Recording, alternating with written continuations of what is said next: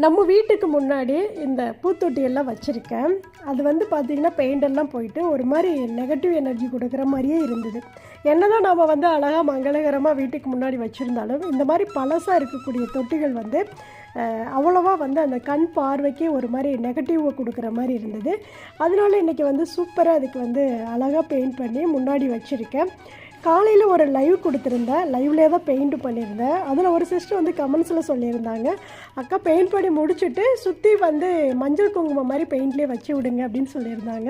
அவங்க சொன்னதையே நானும் செஞ்சேன். ரொம்ப ரொம்ப சூப்பராக இருக்குது சிஸ்டர். ரொம்ப அழகாக 2 தொட்டிக்கும் மஞ்சள் குங்குமம் மாதிரி பெயிண்ட்லேயே வச்சு விட்டுட்டேன்.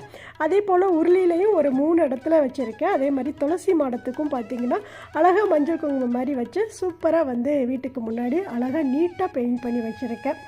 ரொம்ப ரொம்ப நன்றி அந்த சிஸ்டருக்கு. ரொம்ப இப்போ வந்து நம்ம வீட்டுக்கு முன்னாடி ரொம்ப அழகாக இருக்குது, பாசிட்டிவ் வைப்ஸாக இருக்குது.